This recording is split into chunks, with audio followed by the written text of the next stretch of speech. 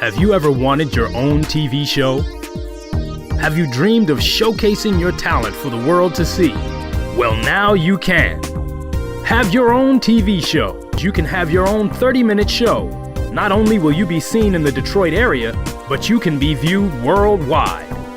Be seen on WHPR Detroit Live, Comcast Cable Channel 91, on the web at TV33WHPR.com, with the TV33 app, on Roku, Google TV, Apple TV, and on Amazon Fire TV.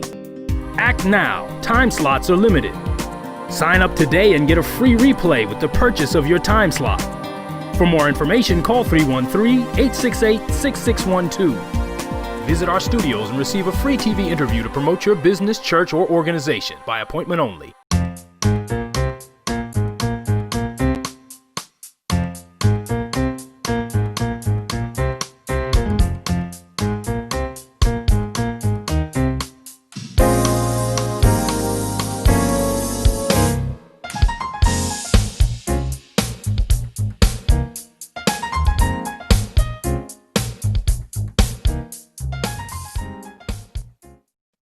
Good afternoon and welcome to Urban Review, the show that is brought to you by the National Office of Drug Control Policy. And because we are sponsored by the Office of National Drug Control Policy, the thoughts and opinions that are expressed on this show are not necessarily the thoughts and the opinions of the Office of National Drug Control Policy nor the White House. Thank you for tuning in to Urban Review. And we are in the month of January, kicking off a new year and a wonderful season. Today is January the 21st, and just yesterday we had a historic event occurred as the 46th president of our grand United States of America was inaugurated and sworn into office. And we want to give a couple of shout-outs, one in regard to the event of the inauguration that has a Michigan connection. Did you know that Miss Lori Key, from a nurse out of Livonia, Michigan, an African-American, actually performed at the inauguration prior to everyone coming out. And she did a rendition of Lift Every Voice and Sing. And we are very, very proud of our hometown girl, Miss Lori Key. And oddly enough, none of the networks talked about her performance. We all saw Amanda, our young poet laureate, do a wonderful and masterful job. We saw J-Lo, we saw Lady Gaga, we saw Garth Brooks, and all of the others, but nobody mentioned our homie, Miss Lori Key. So we want to just take a moment and give a shout out to Lori for an excellent performance during the inauguration. Obviously, we would be remiss if we did not acknowledge our first-time female vice president and African and South Asian American vice president, former U.S. Senator and now Vice President Kamala Harris. Ms. Harris was born in Oakland, California, and graduated from an HBCU, historically black university, Howard University, and also the University of California, before attending Hastings College of Law. In 2003, she was elected District Attorney of San Francisco, and she was then elected as the Attorney General for the state of California in 2010. And in March 2020, she became the third woman in the United States history to become a vice presidential nominee of a major party, following Geraldine Ferraro in 1984 and, of course, Sarah Palin in 2008. However, we can celebrate that her ticket won, and we have Ms. Harris, Vice President Kamala Harris, in office. So we want to give a shout out to her. We also want to give a shout out to our own Wayne County Commissioner for the 6th District, Ms. Monique Baker McCormick. Today her office was distributing the 2021 calendars free of charge, along with personal protection equipment, face masks, and other items. So we want to give a shout out to her for all of the wonderful things that she's doing in the 6th District of Wayne County to provide support for our wonderful citizens and constituents there. Just to give a couple of announcements, the Center for Urban Youth and Family Development and the Coalition for Urban Youth and Family Development will be hosting its monthly coalition meeting today, this evening at 6 o'clock p.m. It is a Zoom conference call, so all you have to do is click on your Zoom application, and then the meeting ID number is 790-495-5710. Once again, that's 790-495-5710. And the password is 1 capital L, lowercase c, lowercase u, capital X, and capital L. Once again, the password is 1, the number 1, then a capital L as in love, a lowercase c as in cat, a lowercase u as in united, a capital X as in Xavier, and a capital L as in the word love. That's 1 capital L, lowercase c, lowercase u, capital X, and capital L. Call in at 6 o'clock p.m. and be a part of our Community Anti-Drug Coalition. We are a drug-free community coalition dedicated to creating a drug-free community on Detroit's west side within the 48238 zip code.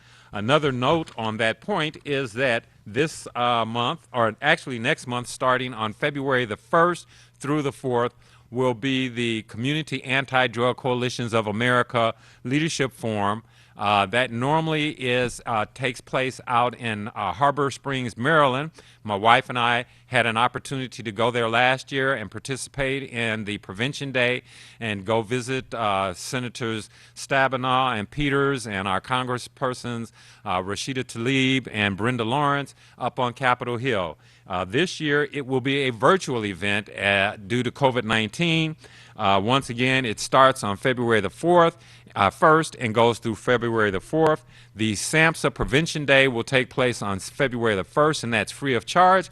All you've got to do is go on Google and put in SAMHSA Prevention Day, and it will take you to the registration link. So we hope that you have an opportunity to participate in Prevention Day and learn about the work that's going on with the Community Anti-Drug Coalitions of America. We also want to alert you that our second annual virtual Substance Abuse Prevention, Mental Health, and Wellness Summit will be taking place February the 25th from 2 to 4:30 p.m. That is going to be via Zoom. We have some exciting speakers for you, and we also will be having some training workshops that focus on alternatives to using opioids. We'll have the Narcan Rescue opioid recitation product training, so that if you find someone that's overdosed, you'll have the ability to resuscitate them. We're going to have the Question, Persuade, and Refer Suicide Prevention workshop and training, so that if you know someone that is having suicidal ideation, you will know the steps to take and what to do. We also want to focus on diet and exercise, and we will be having a smoking cessation training. So once again, that is February the 25th.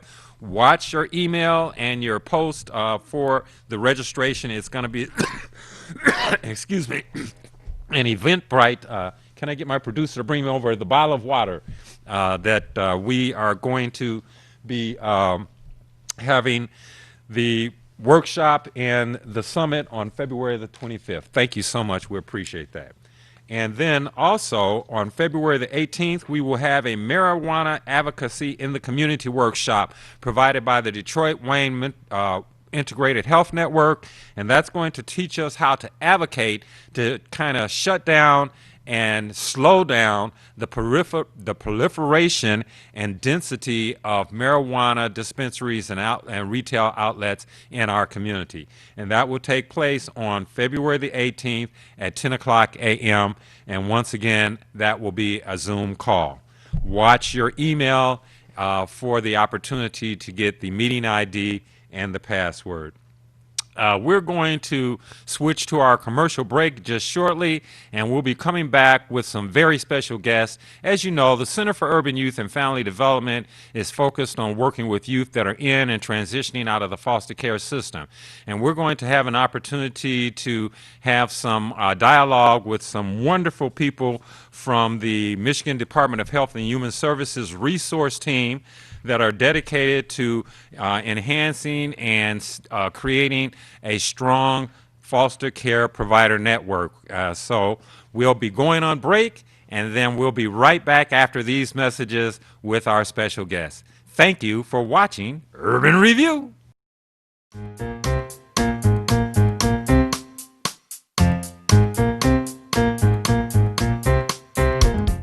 Meet Danny, high school senior, 17 years of age, all A student. Danny is just now finding out he scored 1,490 out of 1,600 on his SAT. Danny's friend decided to ask, "How did you do it?" Danny replied, "I believe every day is a test. To fail or succeed, you choose." The effects of vaping is the one test that Danny chose not to study for. Vaping does not discriminate on who becomes addicted. Over 2 million high school students use some type of electronic cigarette device. The top tobacco companies also own vaping devices. The FDA found that vaping contains some of the same toxic chemicals as regular cigarettes that lead to cancer. So whether you smoke traditional cigarettes with tobacco or smoke electronic cigarettes using nicotine, your health is at risk. There's no safe way to smoke. For more information, contact the Center for Urban Youth and Family Development.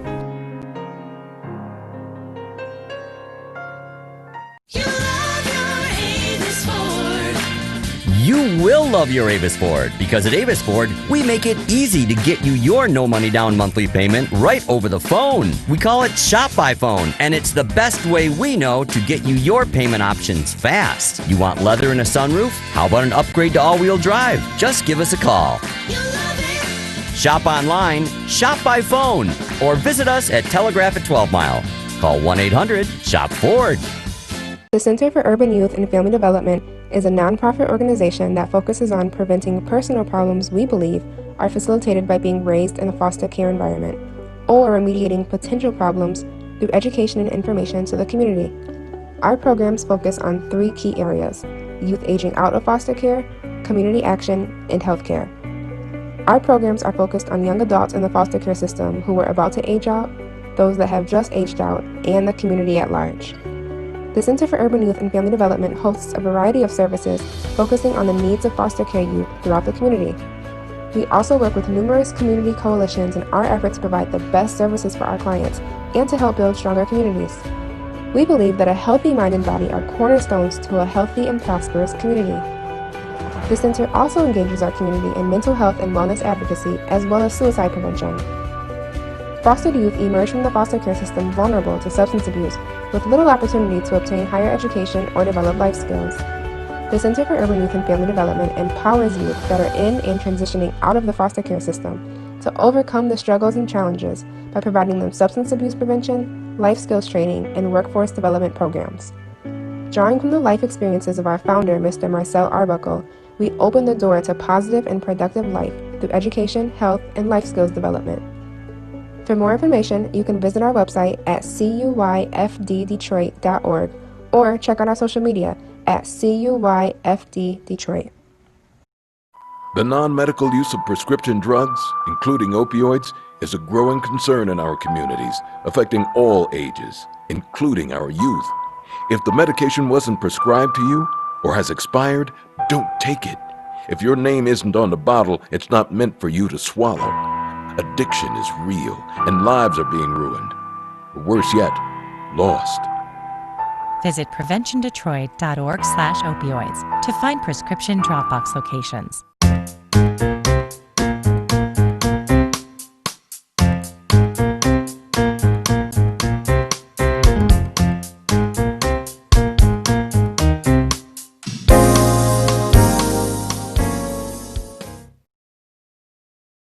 Welcome back to Urban Review, and I have my mask on now because I have 2 wonderful guests here with me.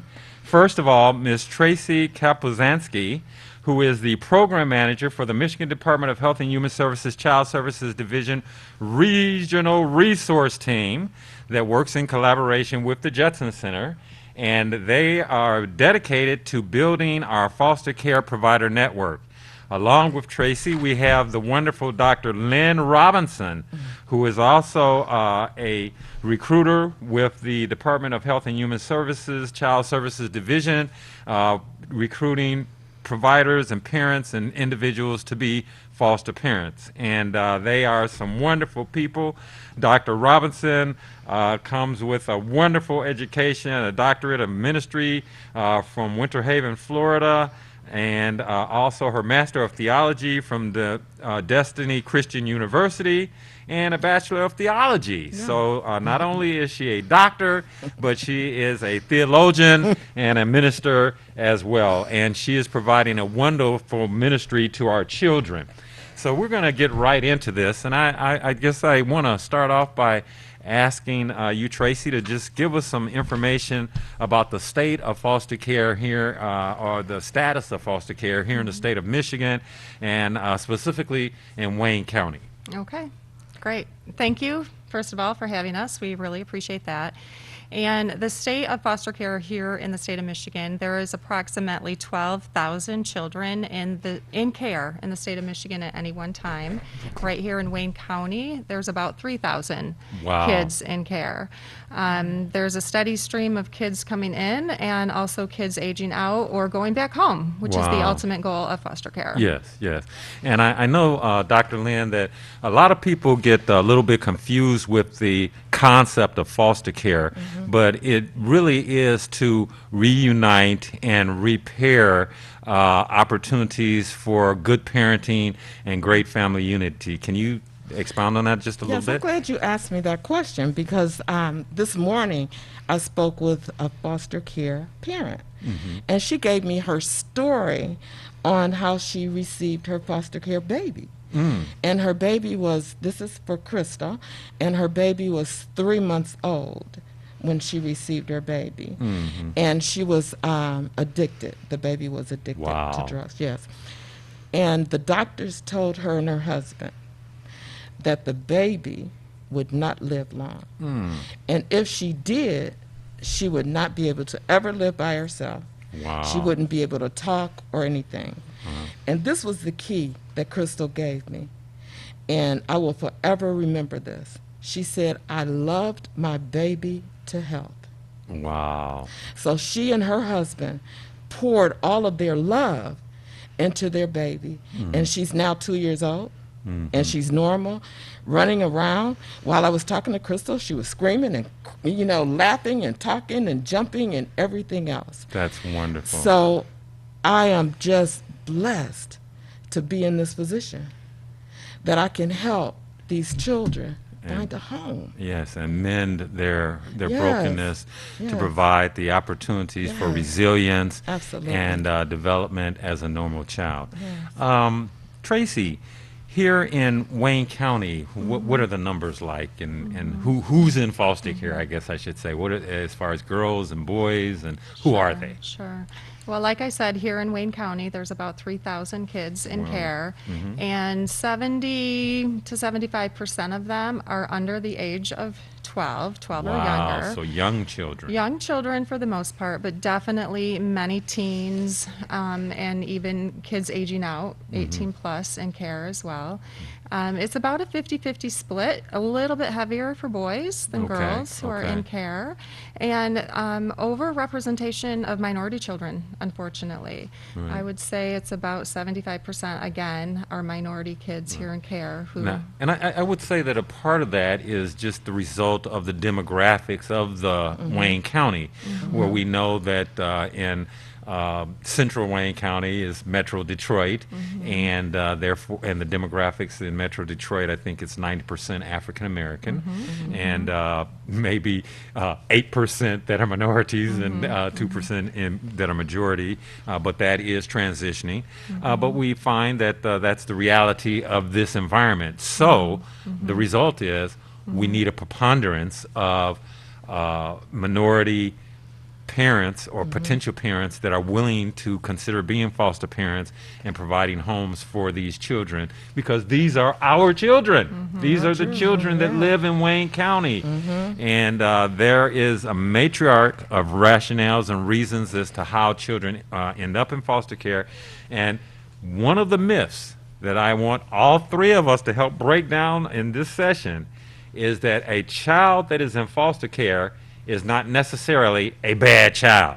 And oftentimes people have the perception that if you're in foster care, you, the child, must have done something, and more than 98% of the time, it's not the child, it's the parent, it's the home.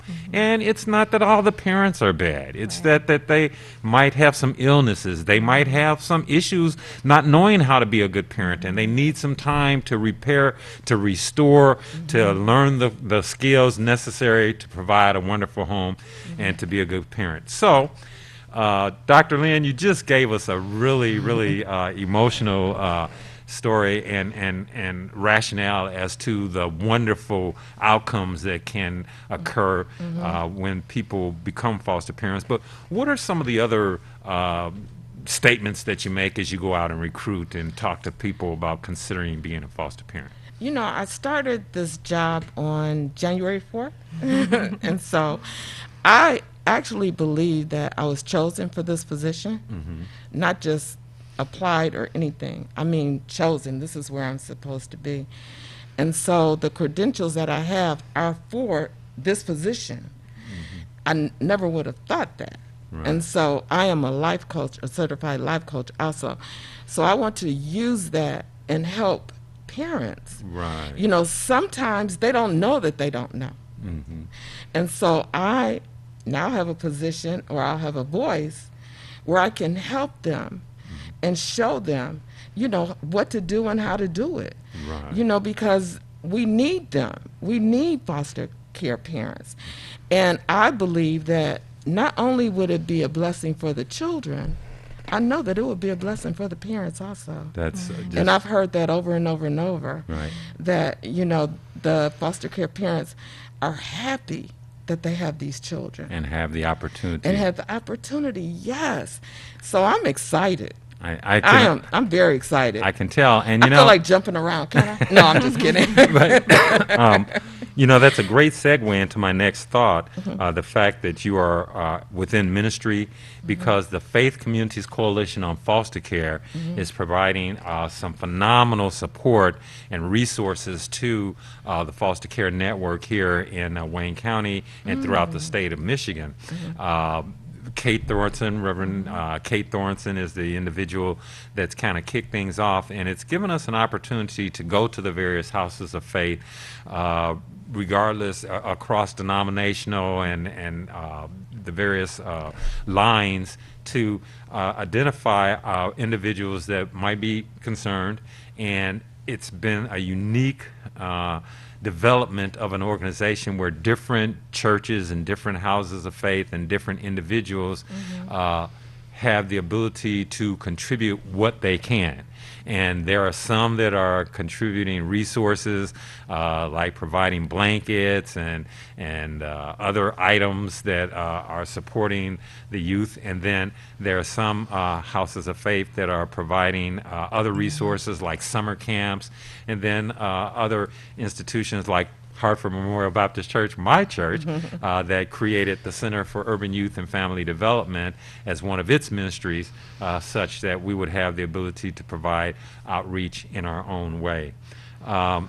Tracy, we know that in our work with foster youth, sometimes some of the parents are apprehensive about taking on additional responsibility and the financial responsibilities and burdens that go along with another mouth to feed and another person to get to school and clothes to buy.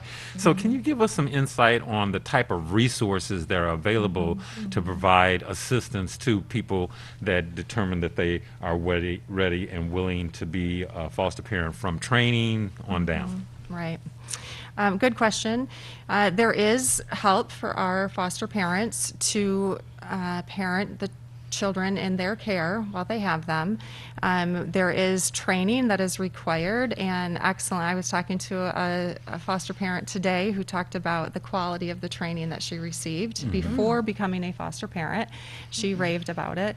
And there's supportive services to help get through the licensing process. And then once a parent is licensed and has taken placement of a child, there is a stipend that they receive twice a month that offsets the cost of the care for the child. Okay. For food, for housing, there's a clothing allowance that they get periodically, and so there is some assistance there to offset that. And then Yes. also youth, and we're going to hit this really quickly, but youth that are transitioning out of the foster care system have various programs like the Youth in Transition, Exactly. YIT program, and various programs that are developed to help them not only be a productive individual as they transition into adulthood, but then some assistance from an educational standpoint, from car transportation to be able to get occupation and help them develop their careers. So there's a host of opportunities and resources that are out there available. I probably should have had you guys on from the very beginning because we're running out of time. We are so But, short on time. I'm just going to say a couple of things. One, we know that your motto is raise hope and foster dreams, and you see that that's on their face mask.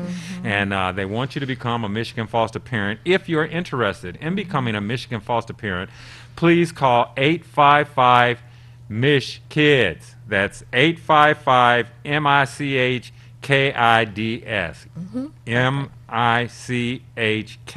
MICHKIDS. Yes. 1-855-MICH-KIDS for an opportunity. And I'm just going to take a moment to give a shout out to my mentee and a former foster youth that has graduated from the Western Michigan University, has been accepted to a fellowship program and is doing wonderful things, and that is Mr. Justin Black and his wonderful, beautiful wife, Alexis, and they tell their story in this book, Redefining Normal, and they talk about their experience of growing up in the foster care system, how they had to change their perspectives and the issues that they faced as they were going through college.